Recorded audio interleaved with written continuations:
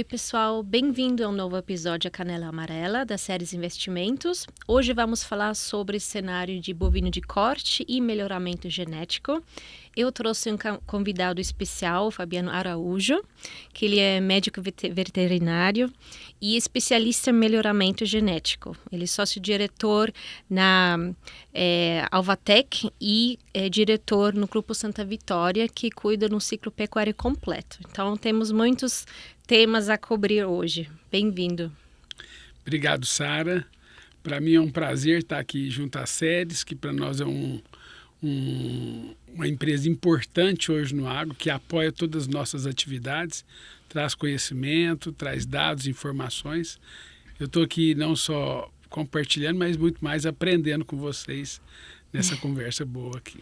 Legal. É que eu aprendo sempre muito nessas conversas do podcast e hoje quero perguntar a primeira coisa, conta um pouquinho sobre você, né? Você tem muita experiência na parte melhoramento genético e como que funciona isso no Brasil?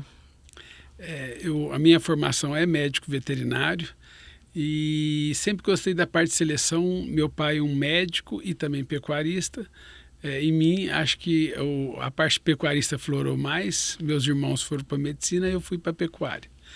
E ele sempre gostou muito da parte de seleção e produção de touros. E isso, quando eu me formei, eu fui fazer meu estágio na USP, que tinha um departamento de genética, já focado um pouco no melhoramento genético. E depois, em 2001, eu fui para os Estados Unidos fazer uma especialização na Universidade da Califórnia.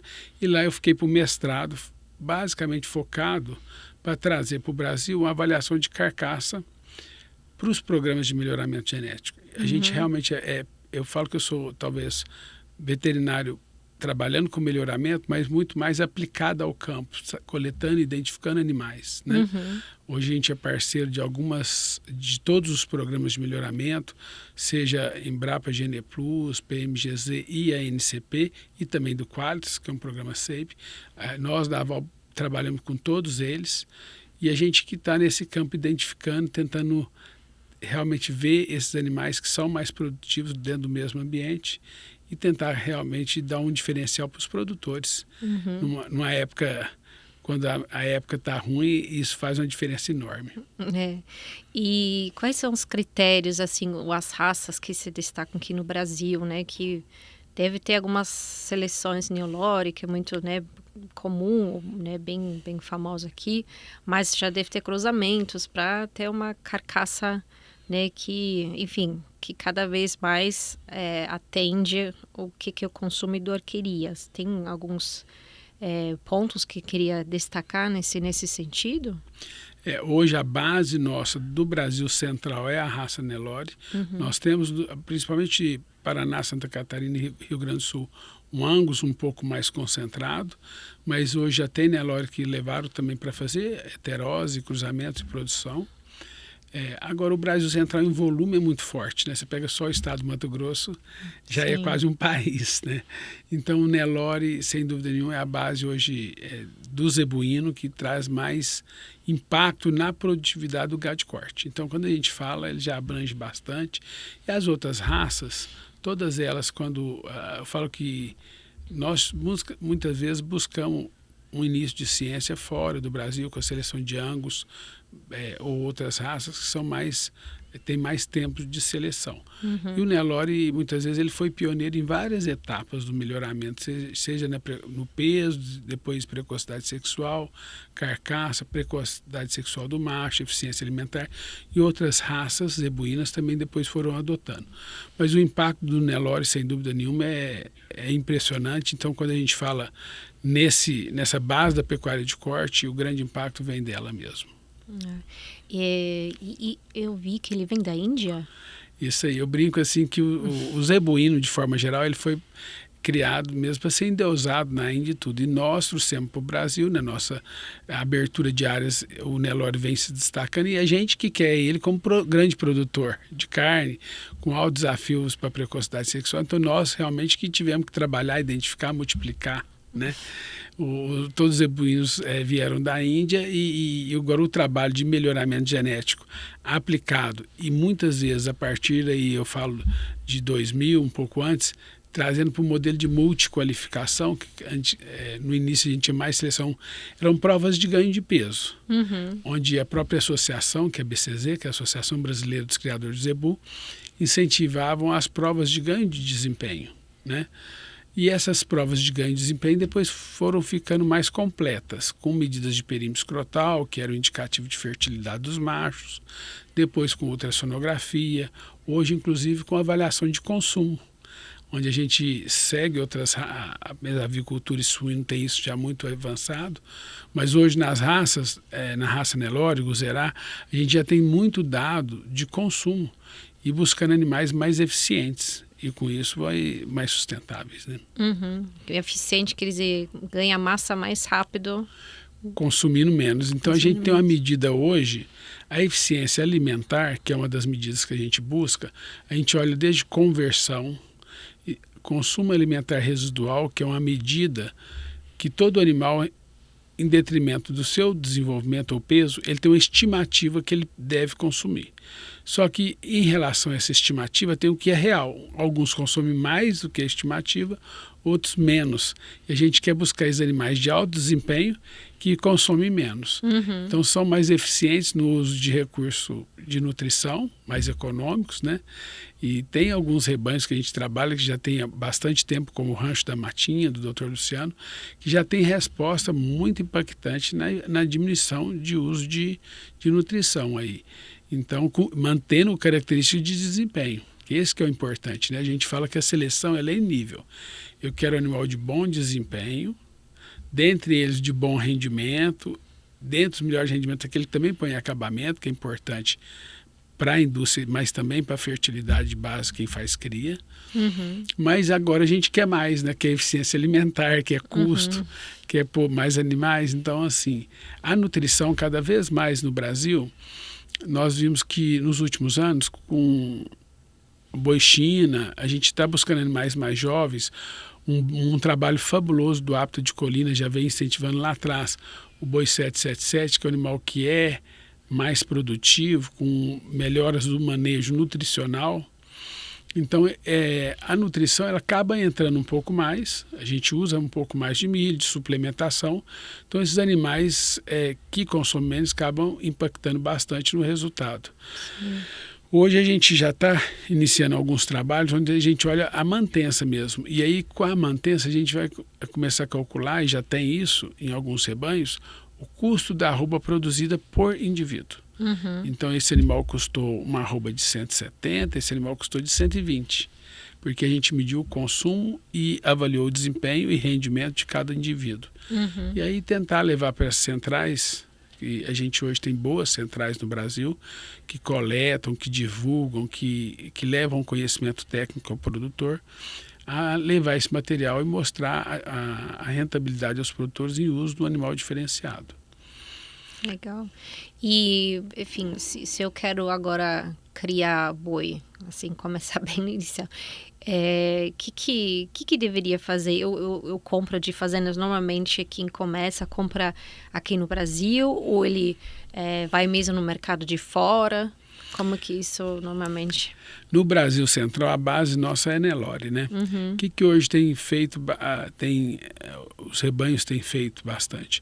Os bons rebanhos tentam, se ele vai fazer um ciclo completo, buscar algumas fêmeas que já têm algum diferencial genético.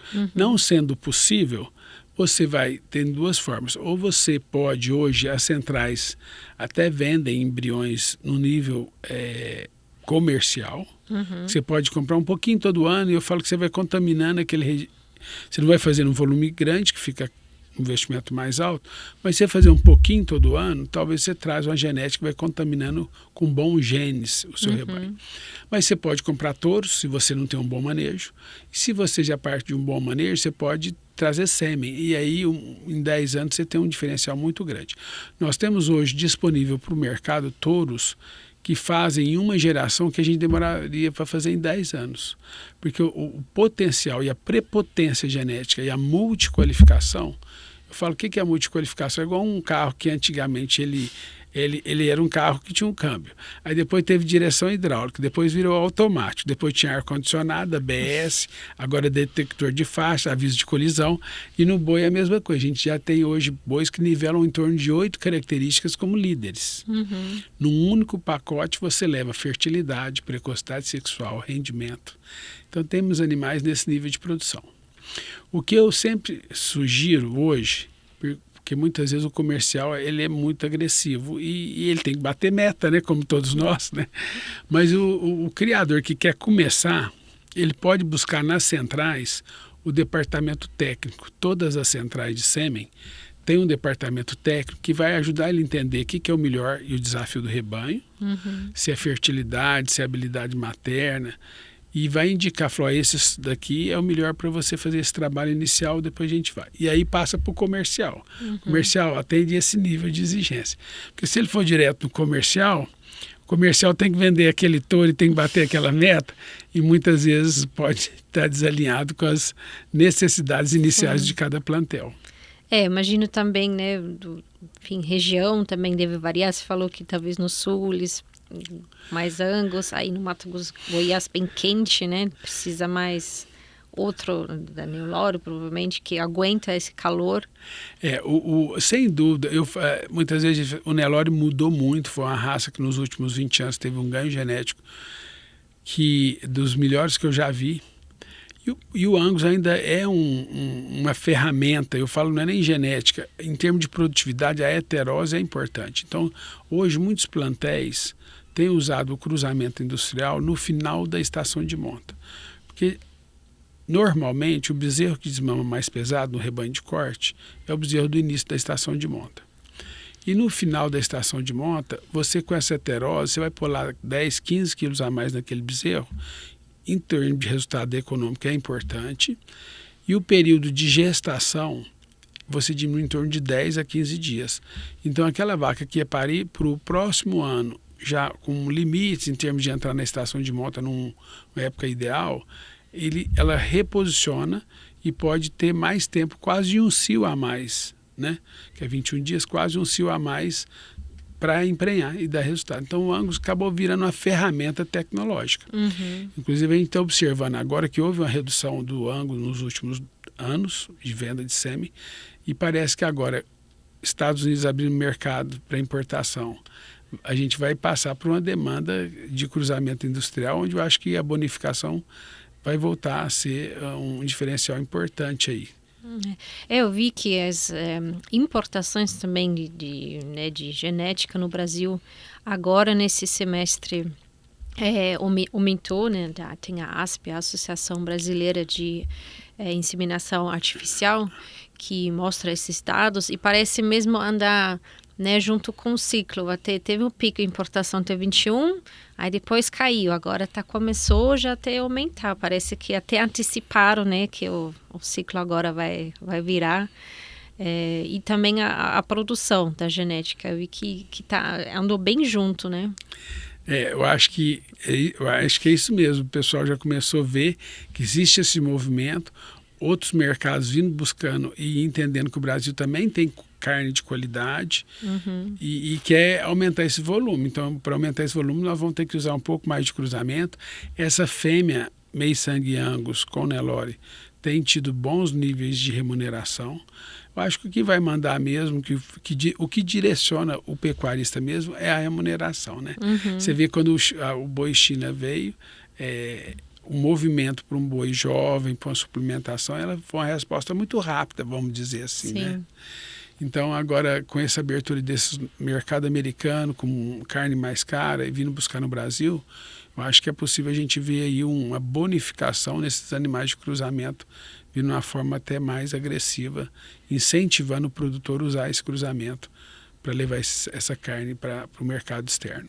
É legal, né, que nos Estados Unidos eles estão mesmo num ciclo invertido, né, tá tendo bastante falta, tanto que quando você olha as exportações do Brasil, os Estados Unidos está comprando fortemente, né, pagando um bom preço, então é uma oportunidade mesmo para o Brasil. E pagando um bom preço, e eles têm uma taxa ainda de importação, e mesmo assim estão importando, né? Porque o valor deles realmente chegou num nível muito crítico. E é difícil para eles reverter de uma forma muito rápida, porque a mão de obra ainda é difícil para eles, né? Essa intensificação exige mão de obra, então eu acredito que o Brasil vai poder aproveitar muito bem, porque a nossa aptidão pecuária é muito forte, né? A gente respira o agro, né? Estou vendo, até nosso ambiente aqui é verde e amarelo, é canela amarela, nós respiramos o agro, o Brasil tem que aproveitar isso. E eu acho que esse canal e a gente comunicar melhor é justamente para mostrar que o agro no Brasil, ele é responsável, ele traz um ganho social muito importante. Quantas empresas investem em paralelo, quando elas vão para esses lugares, em educação das famílias, em desenvolvimento da região. Isso. Eu acabei de participar em Nova Crixás de um estudo onde o pessoal quer levar mais escolas, porque assim nós podemos levar melhores profissionais para aquelas áreas onde nós vamos dar escola para os filhos deles, né? A indústria está lá perto para nós, ela gera muito emprego, desenvolvimento social. Então, o agro tem essa grande responsabilidade e a gente está aqui para mostrar para a sociedade que o agro brasileiro ele é muito responsável, seja na parte ambiental, a gente tem licenças ambientais a cumprir, estamos sendo hoje não tem um produtor que não é fiscalizado, que hoje o satélite pega tudo. Qualquer venda que você faz para frigorífico, quando emite lá a origem dos animais, existe um órgão contratado pelos grandes frigoríficos exportadores que te rastreia. Se você tiver qualquer desmatamento identificado ou suspeita, eles vão fiscalizar antes de comprar qualquer animal da sua propriedade. Então, assim, a responsabilidade social é muito grande, ambiental muito grande, e a gente tem que comunicar isso melhor, porque a gente realmente gera demanda, gera empregos. Eu acho que o Brasil está bem posicionado para entregar produtos de qualidade com essa responsabilidade. Como que funciona isso? Até os frigoríficos têm os grandes canais de exportação. Cada mercado tem uma exigência das exportações. O que eu vejo mais hoje, o mercado chinês ditando esses padrões de boi jovem, né? Isso mais para proteger a população de qualquer risco, né, de vaca louca, etc. Então é uma forma dele ter animais jovens e proteger a população enquanto a qualquer epidemia. Mas agora surgindo outras oportunidades quanto às certificações. Eu acho que produtos bem certificados, de origem comprovadas, onde você tem o cuidado ambiental, social, vão acessar um pouco mais de valor. Você sabe que é difícil nessa comercialização, a gente tem ciclos, a gente está acabando vendo a mudança esperando esse novo ciclo está se iniciando, se Deus quiser, já está mostrando isso, né? A gente já está sentindo fortemente isso, até de uma forma até rápida, né? Me surpreendeu um pouco e a gente anima com isso. Mas eu vejo que a gente está amadurecendo esse mercado de exportação e vendo que a gente tem muito mais do que China, tem outros países, agora a cobertura dos Estados Unidos, e tentar entregar realmente um animal de qualidade. Eu acho que o Brasil já tem e melhorou muito, não só a origem do animal, mas também melhorou muito os processos da indústria, embalagem, a parte de câmara fria. Então, assim, hoje nós temos um produto para entregar de muito boa qualidade. Sim. E para exportar a genética mesmo, ou sêmen, é o mesmo processo? São os mesmos critérios? Sim, tem que ser certificada, passar por processo de avaliação? Agora eu entendi. A exportação de genética, muitas vezes, ela pode ser por embriões ou sêmen. Aí a gente faz através das centrais de coleta de sêmen. Eu sei que a parte sanitária ela é um pouco diferente. Mesmo pega Canadá, eu sei de Canadá está importando tem um projeto do Canadá importando embriões do Brasil. Isso é recente. Mas eles querem produtos de transferência de embrião e não FIV. Porque eles acham que o risco de levar uma leptospira ou alguma doença via embrião, ele é menor. Então tem sim alguns critérios, de cada país tem sua exigência. O Brasil já exportava muito sêmen aqui para a América do Sul, principalmente Bolívia, Venezuela, sempre Paraguai, sempre foi grandes parceiros do Brasil, mas o Brasil também tem exportado para outros países. Esses embriões do Canadá são recentes e aí eles têm a exigência sanitária que aí tem que ser atendida. Ah, legal. Eu vi que os principais ainda são Bolívia, Paraguai, Colômbia, estava na lista lá da Aspia, mas também Angola foi, né, teve até uns climas parecidos, então acho que faz para ele sentido, né, de importar a mesma genética. A associação, a BCZ, ela faz um trabalho muito bom de relacionamento internacional, né? Ela tem um departamento para isso. E em toda feira, principalmente na Expo Zebu, que é de maio, eles convidam vários criadores, associações fora, para vir realmente conhecer o trabalho da seleção zebuína, e tem tido um grande sucesso aí na exportação. E realmente Angola levou muitos animais, inclusive pessoas brasileiras foram trabalhar nos projetos de Angola, levando um pouco do nosso zebu. Muito legal. E agora, né, acho que a gente pode falar um pouquinho agora dessa virada do ciclo, né, que você já tinha começado a tocar o tema, né, porque vai faltar agora no Brasil, deve faltar animais, né, que a gente tinha, né, a gente começou, né, a falar já alguns anos atrás, a gente tinha previsto essa virada bem agora nessa época e ela está acontecendo. Então, para vocês, Santa Vitória, que em ciclo completo, agora as perspectivas, né, devem ser de alta demanda pelos animais jovens. Não sei se estão já sentindo isso. Acho que já começou essa virada. A gente teve uma demanda muito forte agora, né? E eu acredito que ainda com esse atraso de chuva em várias regiões, inclusive o estado de São Paulo, chovendo um pouco ainda, hoje é dia 17? 18, né? Hoje é 18 de outubro e a chuva ainda não está estabelecida de uma forma regular, né? Regular, acho que nem o Pará, que ainda foi melhor essa semana, mas está regularizando agora, então nós estamos um pouco atrasados. Então aquele boi de dezembro, de janeiro, ele vai vir muito boi de coxo ainda, né, dos confinadores, e aí a gente vê que essa oferta está um pouco limitada. Sara, eu acompanho o seu trabalho também, muito estudioso dos levantamentos. Eu vejo que eu até imaginava que essa virada poderia vir mais para janeiro, fevereiro. Já tinha desenhado algumas proteções do nosso confinamento, mas eu vi que no ciclo onde você desenhou as indicações de compra de vacas prenhas, de bezerros, está exatamente aquilo que você tinha estudado. Então, quem pôde comprar vacas prenhas até agora foi uma grande oportunidade. Obviamente, quem tinha pasto, né? Não é tão fácil desenhar isso, tem que ter muita comida, porque a gente teve uma seca prolongada há 2 anos. E cada ano, igual nós havíamos falando agora mesmo, o clima tem mostrado que cada ano é um ano diferente, seja para agricultura ou para pecuária, né? Não tem mais o normal, né? O novo normal são os desvios. E não é?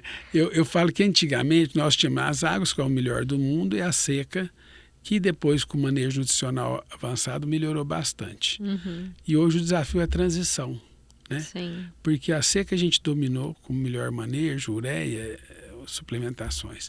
E a transição é o que vai fazer você aproveitar ao máximo o período das próximas águas. Então, se você errar ali 1, 2 meses, nós temos aí 5 meses de chuva, vamos falar, nós já passamos de 6 meses de seca. Então, nós vamos ter 4 meses de pastos bons, depois sementeia. Então, se eu errar 1, 2 meses ali, meu GMD, é muito difícil eu recuperar isso, né? Você pode recuperar com suplementação, mas aí vem custo junto. Então, assim, o boi do Brasil ainda é um boi de pasto, com terminação sim suplementada, mas ele passa por muito manejo de pasto para dar um custo realmente mais interessante. Ainda mais vendo aí que o milho está bem firme a nível de mercado, né? Então, quanto menos a gente depender desse suplemento, né? Esse ano, nos nossos trabalhos, a gente conseguiu iniciar a boiada mais ou menos, a gente começou a fechar em abril. Mas ela entrou eu até atrasei uma semana por falta de manejo, mas quando eu vi ela estava fechando 20 e poucos quilos mais pesada do que vinha desenhado. Quer dizer, eu ia precisar de menos milho, né? Isso eu achei bom demais, Sim. porque essa dependência do milho na terminação é muito grande, e eu acredito que para o próximo ano o milho deve estar firme aí, com preços firmes, ainda mais que a gente com esse plantio principal um pouco atrasado. Sim. Né, a gente até comentou, será que agora, né, previsão do cenário da soja ser pior, já estão lutando com os problemas, né, da margem, enfim, deve ter muita soja, se nada mais acontece para o ano que vem. E o boi tá bombando, né? Vai bombar, a gente espera que até 27 vai ter bons anos para o boi, então quem está dentro desse ciclo agora vai ficar feliz. Vai ficar feliz. O pecuarista que está nos escutando sabe da nossa dor, né? Porque eu falei agora mesmo, a gente está no mercado do Grupo Santa Vitória Pecuária no Goiás e Tocantins. O Goiás nós tivemos vacas aí de 170, 175. O Tocantins teve vaca de 165, eu sei que criadores venderam 160, R$155 arroba de uma vaca. Quem faz ciclo completo, o bezerro é uma receita, mas a vaca é uma receita muito importante. Então, quando você sai de uma vaca que seja de 170, 175, para uma vaca que hoje nós já vendemos 255, 260, né, você está pondo quase R$1.000 a mais numa vaca. Então, quer dizer, nós estávamos trabalhando realmente no vermelho. Ainda bem que passou para muitos. Você fazer lá um número de arrobas para pagar um caminhão de sal, um caminhão de adubo e investir na fazenda, não estava dando. Sim. Alguém estava saindo prejuízo. Eu falo que nós temos 3 caixas: o caixa banco, o caixa rebanho e o caixa pasto. Um dos caixas estava em vermelho. Se você não estava investindo no pasto, ele estava em vermelho. Ou o rebanho teve que diminuir um pouco, ou o banco teve que diminuir. Mas os 3 caixas estavam ali desafiando quem que vai cortar um pouco mais. E agora a gente vai tentar entrar nessa fase mais bem preparado, porque eu acho que essa fase fez a gente dar uma ajustada também na nossa gestão, né? Sim. No meu caso mesmo, gestão nossa de pessoas, de maquinário. Nós temos hoje a parte de diesel, o diesel subiu muito, é um insumo muito importante, a parte mecânica muito importante, como despesa muito forte. A nutrição já mas a gente vai ter que ficar melhor nessa gestão, porque mostrou nesses anos ruins aí que faz a diferença. Os anos de margem apertada é bom, né, para aprender de manejar custo. Ajustar tudo. Ajustar o custo. Tem que ajustar, não Sim. tem como. Nós tivemos até que enxugar a operação e você vai desenhando também uma curva. A gente fez essa fazenda, está fazendo um pouco de integração e faz ela de uma forma mais tranquila, sem muita agilidade, para respeitar um pouco que eu falo de curva de aprendizado. A curva de aprendizado em tudo, seja quando eu não confino, eu vou começar um confinamento. Começa devagar. Né? O manejo muitas vezes é mais importante do que a dieta. E a gente, mesmo no nosso manejo mesmo, hoje eu consigo 200 gramas de carcaça a mais do que eu conseguia. Quer dizer, é ajuste de lavar o bebedouro todo santo dia, né? De passar mais número de tratos. Agora começou a chover mesmo. A pessoa que passa só 2 tratos por dia ou 3 tratos por dia, o volume de produto que coloca no coxo é muito grande, né? Então, se molha, você tem desperdício, né? Então, assim, é ajuste de operação, seja na época da seca, das águas, para que você passe melhor. Então, tem que... nos detalhes, né? Parece coisa besta lavar o bebedouro, mas faz uma diferença no final. Mas muito grande, impressionante como é grande essa diferença. Ele chega num nível de detalhe tão grande, por exemplo, até a temperatura que a gente vai ter ao longo, eu começo a confinar em abril e termino de confinar agora em janeiro. E fica ali o período de fevereiro, março, para a gente ajustar a casa, né? Então, até janeiro talvez eu já termine esse ano em dezembro. Mas eu quero entender até a curva de temperatura que eu vou ter previsão nessa época, quais animais eu vou fechar. Porque quando eu tenho uma temperatura muito grande, se eu pegar um cruzamento industrial, o consumo vai ser menor, né? E tem uma temperatura favorável, ele melhora o consumo, né? Então, assim, entender melhor seu desafio de temperatura, seu desafio de chuvas. Eu acho que hoje o monitoramento dos confinamentos, em termos de anotação e controle, as automações vieram para ficar e hoje tem programas que não são caros. Então, você consegue ter realmente o custo da sua arroba na sua mão do dia, não é do lote. Então, meu custo hoje tá esse preço, porque esse consumiu tanto. Eu tenho exato, né, o custo. A eficiência do vagão que foi fornecido, quanto que o tratador acertou daquilo que foi previsto. Eu consigo monitorar todo dia, né? Então, assim, eu tenho colegas que mexem de forma profissional, inclusive que são meus professores. Eu falo que lá da Máximo de Confinamento, que é o Diego, o Bruno e o Neto, tem até lá uma escala de horário. Se o tratador começar a passar e atrasar, começa a ficar tudo vermelho lá na tabela de horário e mostrar, ó, os tratos estão saindo fora do horário que seria a meta. Quer dizer, são detalhes dos profissionais que fazem toda a diferença para quem realmente vive daquela atividade. Nossa, é bem científico mesmo. E, assim, para escolher, né, a próxima leva do confinamento, por exemplo, você olha agora, vai ter laninha com grande certeza até o final do ano. Então, as temperaturas na minha região vão ser, enfim, um pouco mais baixas. Então, isso pode favorecer. E eu tendo, por exemplo, todos os animais de cruzamento industrial, eu tendo colocar quando a temperatura está mais fresca. Puxa o consumo mais. Porque o animal, mesmo o zebuíno, quando entra numa temperatura muito grande, ele começa a sair da zona de conforto térmico, né? Então baixa um pouco o consumo. Hoje, tem grandes referências no Brasil de produtividade, com sustentabilidade. A Campanelli, que é um dos maiores confinadores do Brasil, já provaram que realmente a sombra dentro do confinamento é um investimento alto, mas que a longo prazo, para quem é profissional, é viável. Justamente que mostrou que o animal, em dias quentes, eles realmente caem o consumo. Então, assim, quando você ainda está na fase de construção, de investimento, ainda mais saindo da fase, você não consegue fazer tudo em todos os currais.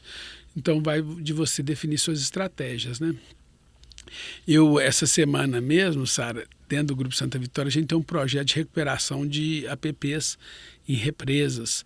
E a gente fez um investimento agora. Esse ano eu estou plantando mais de 12 mil mudas, só esse ano. Cada ano a gente planta um pouco. Junto com essas mudas, o que eu coloquei? A gente, nas áreas de cria, a gente hoje tem remangas.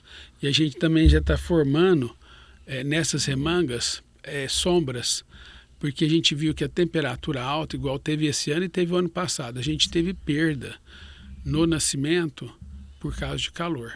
Porque o bezerro, quando ele nasce, a troca de calor pela respiração ainda não está, naquele primeiro dia, segundo dia, o pulmão ainda, ele não está na sua melhor fase ali de troca de calor. Então, a sombra é importante, né? Então, a gente está tentando melhorar as maternidades, investir um pouco também nisso, com vários outros produtores, ser especialista nisso, né, para minimizar perdas, né? E que não é fácil, né? Sim. Hoje você tem, quando a gente mexe no ciclo completo, eu tenho perdas, a gente toca com 30 dias, depois tem uma perda até no final da estação de monta, depois tem uma perda de sobra de maternidade que a gente fala, tem perdas no parto. Então, assim, você tem que ser melhor, porque não, as perdas hoje estão muito altas, ficam muito altas. E você, né, fica em Goiás e Tocantins, sempre é calor, assim. Acho que nem... O Vale do Araguaia é calor, né? A gente fala assim, lá em Palmas é calor. Palmas, Cuiabá, Barra do Garça, Vale do Araguaia. Ali eu falo assim, aqui é mais... Quando eu vou num lugar, eu falo assim, mas lá no Tocantins é mais quente que Goiás. Aí eu chego no Goiás e falo, aqui é mais quente que lá. Mas quando eu olho no mapa, é 1 grau de diferença no máximo. Um tá com 40, outro tá 41. Um tá 42, outro 43. Então tudo é quente. Sim. Então esses cuidados eles passam a ser importantes. Você entender seu confinamento, você Sim. entender seu desafio no ciclo completo de maternidade. Há 2 anos a gente tem sentido isso. Então a gente vamos plantar nas maternidades melhores sombras em volta dessas remangas, né? Uma forma de cuidar. Sim, muito legal, né? Não só o aspecto econômico, né? Que no final mostra nos números, mas tem todo um aspecto, né? De bem-estar animal que atrás, né? Bem bacana. Eu acho que eu falo que nós estamos para ser exemplo, né? Nós produtores o número de reserva a gente tem no Goiás 20%, Tocantins 35%, mas quando você coloca mais APP, se você tem agricultura, você no Tocantins mesmo, você tem que ter mais áreas de reserva, não é só os 35 mais APP. Você tem uma compensação por ter agricultura, porque essas áreas de agricultura, muitas vezes não tem árvore isolada. Uhum. Então você compensa isso. Em Goiás, por mais que você tire, você tem que plantar. Se você tirar as variedades variam. Você tem que plantar de 12 a 16. Você tem que incorporar na sua reserva 12 vezes mais que você tirou a 16, dependendo de cada espécie. Então tem um compromisso, é fiscalizado. Você hoje é fiscalizado pelos próprios frigoríficos. Então, assim, a gente que está para perpetuar um legado e mostrar que isso é uma atividade que tem responsabilidade social, ambiental, tem que ficar... Eu saí de consultor agora para entender de parte ambiental, trabalhista, econômica, tudo, né? Tem que fazer a roda girar e não é fácil, não. A consultora é mais fácil, viu? Imagino. Não, mas é um trabalho bem completo que vocês fazem, bem legal, parabéns. Não deve ser fácil não, mas agora, né, tem bons tempos na frente, acho que vai facilitar um pouco e colher os frutos que você plantou ao longo desses últimos anos, né? Eu desejo para todos nós pecuaristas que temos bastante sabedoria para aproveitar essa oportunidade nova, né?